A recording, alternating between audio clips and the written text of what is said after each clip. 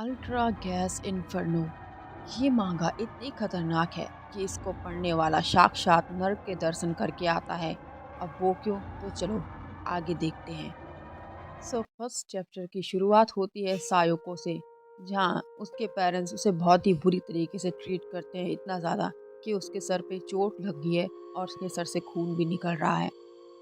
सायोको 16 साल की लड़की है और 16 साल की एज में वो सेकंड वाइफ बनती है टाउन के सबसे अमीर आदमी की, जिसका नाम है गोजो तोडोरोकी।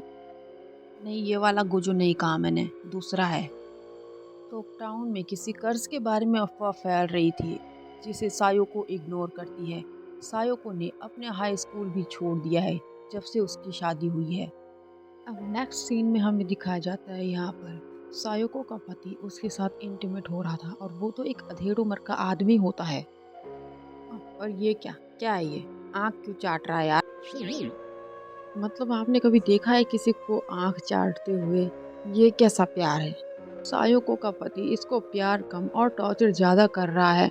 और फिर खुद सोचो, वो अभी बच्ची ही तो है। और अब वो बोलता है सायोको प्लीज़, क्या हम वो स्पेशल ट्रीट ट्राई करें? अब ऐसी कौन सी स्पेशल ट्रीट है, इतना सब कुछ तो कर लिया। सायोको डर के मना कर देती है, मतलब वो वाकिफ़ है कि ये क्या करता है, इसलिए वो उसके लिए मना कर देती है। एंड ये कहता है कि नहीं, मैं तो ऐसा नहीं मानूंगा। तो सायो को बोल देती है, अगर तुमने मेरे साथ ऐसा किया तो मैं तुम्हें छोड़कर चली जाऊंगी। अब सायोको का पति बोलता है, मुझे छोड़कर जाओगी? पर कहाँ? और वो एक तरीके से सही भी कह रहा था, क्योंकि सायोको को पेरेंट्स उसे जिस तरीके से ट्रीट करते हैं, वो वहाँ तो जा नहीं सकती और उसके पास कोई जगह बची ही नहीं है जाने के लिए। तो अब गोजो उसको कहता है, तो क्या शुरू करें? और सायोको के लाख मना करने के बावजूद भी वो नहीं मानता, और वो उसके साथ ये करता है। नाउ सीन शिफ्ट होता है और सायोको अपने प्रेमी से मिलने जाती है कब्रिस्तान में। कब्रिस्तान में इससे अच्छी जगह और कहाँ होती है? सबसे शांत, यहाँ तो कोई आएगा जाएगा भी नहीं। बढ़िया। ये रहा सायोका का बॉयफ्रेंड, जो कि इसी की एज का है। हाँ, ये बूढ़ा नहीं है इसके पति की तरह, इसीलिए तो प्यार करती है उससे। और दोनों चुपचाप छुप-छुप कर मिलते हैं, क्योंकि अब सायोको शादीशुदा है ना। और वो अपने प्रेमी को बताती है कि मैं अब और उस बुड्ढे के साथ नहीं रह सकती, उसको और बर्दाश्त नहीं कर सकती। जिसके बाद दोनों वहीं पर शुरू हो जाते हैं। सायोको अपने प्रेमी को बोलती है कि अगर तुम उसको मार दोगे तो कोई ब्लेम नहीं करेगा तुम्हें, वो इसी के लायक है। मुझे बहुत गुस्सा आता है जब वो हैवान अपने गंदे हाथों से मुझे छूता है। नाउ सीन शिफ्ट होता है चांदनी रात को दिखाते हुए, और सायोको अपने पति को बीजी दे रही होती है। अब तुम समझ जाओ इसका क्या मतलब है। और उसका पति उसे अपनी स्वॉर्ड दिखाता है और कहता है, कितनी अच्छी है ना, बताओ? सायोको जवाब देती है, हाँ बहुत ही ज़्यादा अच्छी है। और अब सायोको कहती है कि मैं आज रात को सब करूँगी जो तुम मुझसे चाहते हो। अब उसका पति थोड़ा हैरान हो जाता है कि सच में, मतलब सायोको हमेशा उसको नखरे दिखाती है और उसको सब चीज़ के लिए मना करती है ना। वो बुढ़ा कहता है कि मुझे तो तब मज़ा आएगा जब ये तलवार तुम्हारी वाइट स्किन के आर पार हो जाएगी। और ये बोलते हुए वो उसको चिढ़ा रहा था, अजीब सा मुंह बनाते हुए। अब मन में तो सायोको उसको खूब गंदी गंदी गालियाँ दे रही थी, पर कुछ कर नहीं पाती। उसका मुंह वाइट लिक्विड से भर जाता है और बुड्ढे को खूब मजा आ रहा था।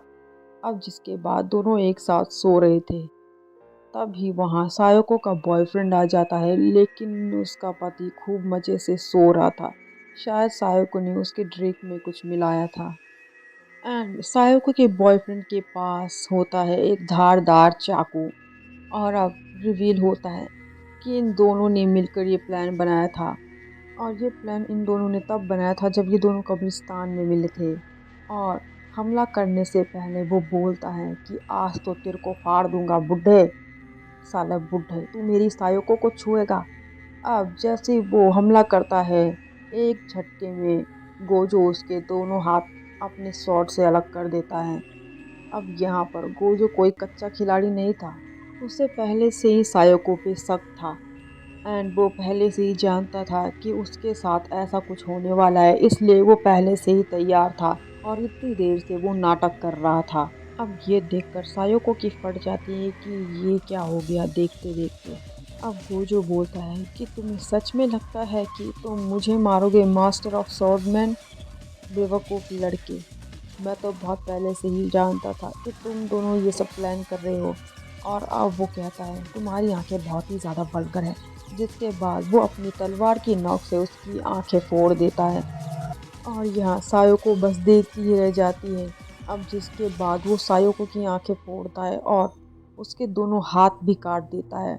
जिसके बाद उसी हालत में वो उसके साथ ज़बरदस्ती करता है और खूब ज़ोर ज़ोर से हंसता है एज अ डेविल।